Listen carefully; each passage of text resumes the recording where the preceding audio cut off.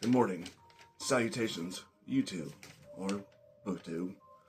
So I thought I would do the newbie book tag. I know a lot of people do this when they first start their channels, and there were some questions on here I thought would be interesting. I have them written down, so you see me looking down, that's why. So I'll go ahead and answer these questions. I was going to cover some other stuff maybe today, but I'll go ahead and do this because this will be interesting. So the first question of the newbie book tag is, why did you start a Booktube channel or a YouTube channel? Well, the purpose for me, at least, is to network and make some, bookish friends and other friends who like to read and have similar hobbies. I don't know many people who read in my day-to-day life. My job has absolutely nothing to do with reading or writing. I work in tech. I'm a programmer. I'm really more like a tradesman, to be honest. So anyway, I just want to make some more book friends and people I can talk to about books. And there's a lot of fun stuff on Booktube and reading events. People have probably seen me comment on their channels before. So so I thought I'd do it to try to, like I said, make more bookish friends. So hopefully it goes well.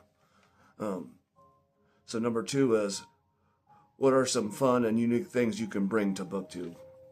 Well, I think I can definitely bring a different perspective. For one, I like history and historical fiction among linguistics and languages, so I can talk about many of those subjects. I read nonfiction books about language. Also, probably my age group, my demographic might bring something a little bit different because people in my age group tend to not read as much.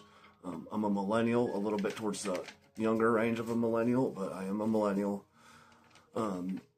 So I can bring that perspective.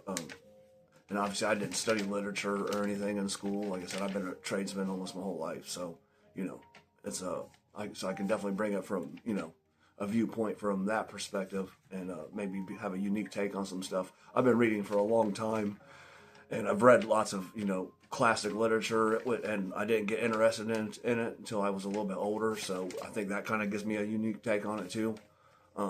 Anyway, so number 3, what excites me the most about the channel? Well, that would just go back to the the second question. Is I don't have many people in my life who read or like history or languages. Those are unusual hobbies in general. A bit of a niche of a niche. History probably in general has more people into it. There's a lot of everyday people into history, but I like reading. I like reading about history, so I plan on reading some Dan Jones nonfiction books, and maybe I plan to talk about it on the channel. So I got his War of the Roses book. I'm going to read that soon. So some people might find that interesting to hear some stuff about that. I'm a self-study when it comes to history. I did all of that of my own accord. I got really into history when I was out of school. So, but I think I've learned quite a bit over the years. So anyway, number 5. What book or series got you into reading? Well, I've actually talked about this a little bit in my previous videos. The first two books that really got me into reading were Tarzan of the Apes and The Three Musketeers. I grew up at my grandma's house, so there were a lot of books there. My grandma was a reader. She she was an English teacher, so she really, encouraged me to read, and not only encouraged me, but made it mandatory at times, which I didn't appreciate at the time, but now I do. So, but those books, Tarzan of the Apes and The Three Musketeers, were already at my grandma's house. They belonged to my dad and my uncles. So, and those were the first 2 books I really loved. Although I would go on to read different things. Another one I'll mention is Mice and Men. I actually talked about this in my last video, and I got it sitting right up there. But at the time when I was in school, we had to pick out a book to read and do a report on, and I picked up Of Mice and Men because it was literally the smallest book on the shelf, and I read it and then I loved it. So it was really those 3 books that really made me love reading. Although the first author I ever really got into was William Johnson, because those were also at my grandma's house. So I haven't read every William Johnson book, but I've read at least 30 of them. I read so many of them across such a long range of time that I remember picking one up and reading it and being about 100 pages in and realizing I had already read the book before, and then just continued and read the thing anyway because I had liked it so much. But so many of them, the titles and the covers are almost the same, and I was a younger man at the time, so. But yeah, I'll never forget that. Anyway, so I'll go on to the next question. So number 6 would be, what questions would you ask your favorite booktuber? That's kind of a tough one. I'd be more like, I'd rather word this as, who would I like to have a conversation with? And for me, it'd be Steve Donahue and Michael K. Vaughan. I also like Brian Durfee a lot. He does a lot more reviews and stuff. He's not so much in his book. He might do some read-alongs and stuff with the Booktube community, but he typically does reviews and talks about authors and series and stuff. But Steve Donahue and I have a lot of similar tastes and a lot of similar opinions in books. Not every little tiny thing, and that's okay. People don't have to agree on everything. I think that's what's kind of different in our modern world, is people think you have to agree on every single point, when I don't think that's necessary, and I think you can be good friends with somebody you don't agree with, but on every little thing. But generally speaking, I agree with Steve Donahue a lot on a lot of stuff. He likes nonfiction a little bit more than I do, but I like nonfiction a lot, so I read a lot of it. Like I said, I'm going to read some Dan Jones. There's some other nonfiction authors I like. So anyway, I plan to talk about some. Michael K. Vaughan kind of appeals to another side to me that I have an interest in, which is pulp, the pulp era fiction, which is like the early 20th century, 1900s, the 20s and 30s, and even longer than that, honestly. But they used to, all the pulp magazines and pulp stories, I'm just really fascinated by, and even before that, like I like Edgar Rice Burroughs a lot, and he always talks about Edgar Rice Burroughs all the time. Michael K. Vaughan does, but and a lot of his books were serialized too, I believe so at least. But I just find it so fascinating that these pulp magazines like Weird Tales and some other ones, they publish these things and put them in drugstores and on newspaper stands, and people went out and bought these and read them. These serialized stories and short stories. I also think short stories are kind of a lost art. They're not as popular as they once were. And I'll talk some more about that because actually Titan Press or Titan Books has been releasing some short stories based on Robert E. Howard characters. I've already read a couple, but I'm going to talk about some more on the channel. So I think that's an interesting subject. I think what they're doing is interesting. That was actually what I was going to talk about today, but maybe I'll mention it at the end of the video if anyone's interested. Number 7 is, what challenges for me in Booktube and the hardest to overcome? Well, I guess for me, I have a family, I have kids, I have a full-time job. I also even help my dad with his business sometimes. So that would probably be the biggest challenge for me. It's just on top of having time for reading, but having time to make videos, which isn't really that hard. I'm not planning on doing a bunch of editing. So, but that would probably be the most challenging thing for me. And then also just kind of like gaining that network and making those connections. I am a little bit of an introvert. And hopefully I can talk about some interesting stuff and, make some good, make some bookish friends and talk about some things. And, I don't need a ton of subscribers. I don't care. I don't need to make money from this. So this is just, this is an extension of my hobby. So, I don't need to make money, so I can't be bought because I don't care. So I just want to talk about books and maybe some things adjacent to reading. So, anyway, 8 is, when did I start reading? I started reading when I was pretty young. Like I said, I was a kid when I read Tarzan for the first time. I remember reading Harry Potter when I was really young. So I was probably younger than 10 years old, at least for the kids' books. The first novel I ever read from front to back was Tarzan of the Apes, and then The Three Musketeers was next. And then I went and I read like the next 10 books in the Tarzan series. I've reread the Tarzan books since then. It's been a few years now since I did that, but I might do it again because there's still a couple I haven't read, so I would like to read them all, at least the first 3 or 4, and talk about them because I think Edgar Rice Burroughs is great. I really do. And there's a bit of a gap for me with them too, because I haven't read all the John Carter books, and I would like to do that. So yeah, that's when I started reading. Answer to that at least. Number 9 is, where do I read? I read everywhere. I guess something that's a little bit different about me. I like to stand up and walk around while I read, because I read books digitally, so often on my phone, but also on my Kindle.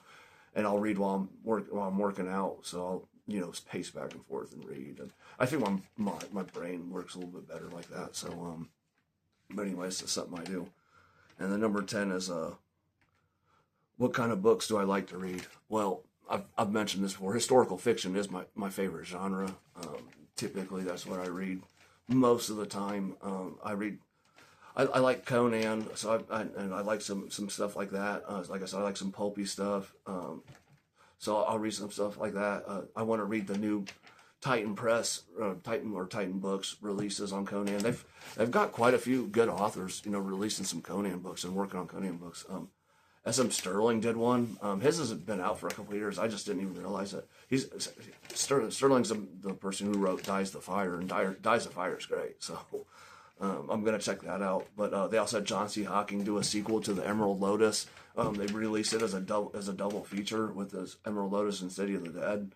So I'm gonna check that out and read them. I've read Emerald Lotus before, but I'm just gonna read both of them. So because it's been years since I read it. I think the first Conan book I read was a Robert Jordan book, actually, because I remember that being at my dad's house, or maybe it was the Spraggy Camp books. But I know I've read some of the Robert Jordan Conan books before too. But anyway, when I'm not doing something like that, like a project like that, I read a lot of Bernard Cornwell. Bernard Cornwell is my favorite author. I'm gonna read the new Sharp series book when it comes out. And I don't read a lot of new releases, so certainly not right when they come out. But I'm going to read that basically as soon as it comes out. My second favorite author is Wilbur Smith. And then it gets a little more cloudy after that. There's some other authors I like a lot, like, you know, Robert Lowe and, you know, just stuff like that. I like Robert E. Howard a lot, and H.P. Lovecraft, and, you know, I like that pulpy stuff too. So, you know, I read some things like that. I like the Eldritch series. I need to go back. I want to reread that too. I haven't read the entire series, so I would like to do that. But those would be my Wilbur Smith and Bernard Cornwell, my two favorite authors. And I plan on reading some other historical fiction stuff. You know, I might check out I've never read any Patrick O'Brian, so I might do that soon. And there's I think I'm about to read Gates of Fire. That's gonna be my next book. And I guess I just mentioned what I'm reading currently right now. I'm currently reading the Bernard Cornwell King Arthur trilogy, the World War Chronicles. I had read it once before, about 10 years ago. Someone at the library had recommended it to me, and I read it then. And then over the last couple of years, it's had a bit of a resurgence because of the TV show, so I decided to reread it. I've already mentioned this a few times. I'm a big believer in rereading. I probably spend too much time rereading books, and then I never actually chisel away at my backlog of stuff I want to read. But it's just something I like to do. So I'm reading that. Usually I read two books at the same time. So I'm also reading The Abbot's Tale by Con Ingledon. I like Con Ingledon a lot too. I wouldn't put him in like my super favorite authors. But when he's on, he's on. And if you've never read Con Ingledon, I really highly recommend his Genghis Khan series. That's a fantastic series. I think it's his best work. I liked Falcon of Sparta a lot. I thought that was really good. And his War of the Roses series is good. Of course, with Con Ingledon, the historical facts aren't always the most factual. So he has a bit of a creative license with it, and you know what? And that's fine. You know, you shouldn't let it get in the way of good storytelling. So you know, it's just the kind of author he is. You know, some guys can do that. They can keep all the history straight and do all that, and that's kind of the dilemma when you make the books about the main people and those key characters in this historical events, which Bernard Cornwell always does. You know, he doesn't usually make his books the point. You know, the point of view characters are not the key historical characters. You know, there's people rubbing elbows with famous history people, and then it's about them, and that gives him more freedom. You know, to kind of write however he wants to with that character and put him in different events and stuff.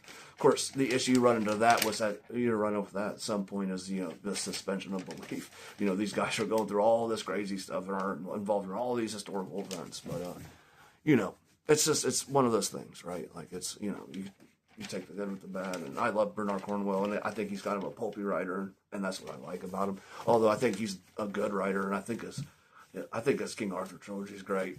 There's stuff I didn't notice the first time around that I see as flaws now, but I'd still give it a 9.5 out of 10. I think it's fantastic, and I think it deserves to be remembered. I might do a real breakdown of those of that. But anyway, sorry, I get to talking about Bernard Cornwell, and I just keep going because I love him so much. So I guess I could add that too. That was the second series I ever started reading. I was really into was the Sharp novels by Bernard Cornwell. You know, I was reading westerns. I was reading William Johnstone and Louis L'Amour, and then I was just looking for something similar to that, and I was getting a little tired on westerns, and I saw it at the library, and I was like, you know what, I think I'm gonna check this out. You know, it's Napoleonic era. I really liked. At that time, I was really getting. This is a really long time ago, and I was really getting into history, and I was like, I'm gonna check this out. You know, and I like the Napoleonic era, so I started reading that, and I was like, oh yeah, this is great. And I ended up reading a whole bunch of them right in a row. But anyway, so I've been a fan of Cornwell ever since. So, but yeah, I thought this might make a decently interesting video. And, you know, of course, if anyone has any questions, you know, they can ask me. You know, I'm gonna cover a few different things on my channel. I guess I could circle back around. What are some different and unique things I could bring? I can also talk about comic books. So I don't read as many comic books as I used to, especially not as, you know, when I was a kid. I used to read a bunch of them, but I recently read a bunch of Superman, so I could talk about that some on the channel. That might be interesting. There's some good comic book stories out there, and some talented people that have worked on comic books before. So that can be pretty good stuff. The Titan books, who's, you know, they are publishing novels. They also publish comic books, and they're right now currently publishing a very good Conan comic. So it's who's written by Jim Zub, who's a pretty well-known comic book author. But that's been a really great series. I could talk about that sometime too. So anyway, so I think that'll be all for this evening, YouTube. So good night or good day, wherever you're at.